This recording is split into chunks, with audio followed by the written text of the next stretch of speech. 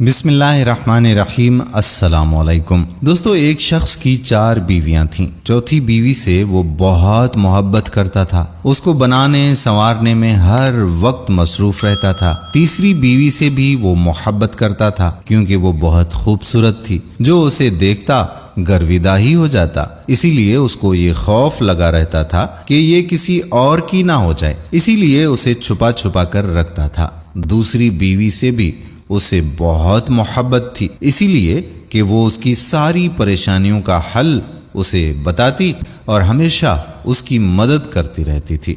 मगर पहली बीवी से वो मोहब्बत नहीं करता था, लेकिन वो अपने शोहर से बदस्तूर मोहब्बत करती थी। अब हुआ ये कि एक दिन वो शख्स इतना बीमार हुआ कि मरने के करीब आ गया। उसने सोचा कि मेरे पास 4 बीवियां हैं, किसी एक को तो मरते हुए साथ ले जाऊं। उसने चौथी बीवी से कहा कि तुम मेरे साथ चलो, मैंने तुम पर इतनी तवज्जो दी और अपना सारा माल भी तुम पर सबसे ज्यादा खर्च किया। जवाब में उसने साफ साफ इनकार कर दिया। भला कौन किसी के मरने के लिए मरता है? तीसरी बीवी से कहा तो उसने जवाब दिया कि दुनिया में अभी मेरे चाहने वाले बहुत हैं, मैं किसी की भी हो जाऊंगी।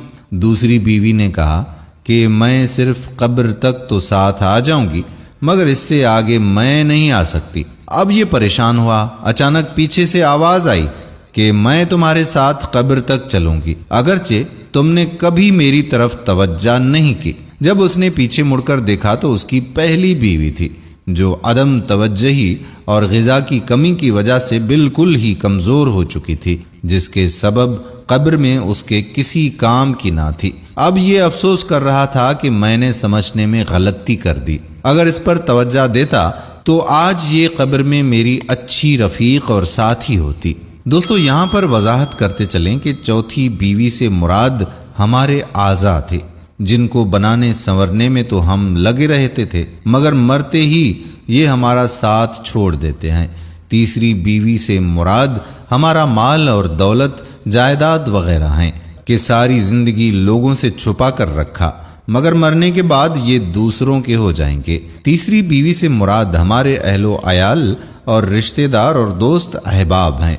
दुनिया में यही लोग हमारे काम आते हैं, हमारे मसाइल हल करवाते हैं, उनसे जितनी और जैसी चाहें मदद लेते रहते हैं, मगर ये लोग भी ज़्यादा से ज़्यादा कब्र तक हमारे साथ ही रहते हैं।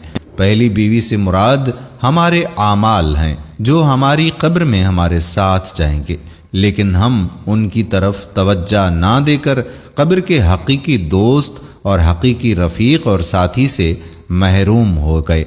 आए आज ही अपने आमाल की तरफ तवज्जो देने का पक्का अहद करते हैं कि हम आमाल सालिहा करेंगे, और अल्लाह रब्बुल इज़्ज़त से हम दुआ करते हैं कि अय हमारे परवरदिगार, अय दो जहां के मालिक, हमें सिराते मुस्तकीम पर चलने की तौफीक अता फरमा।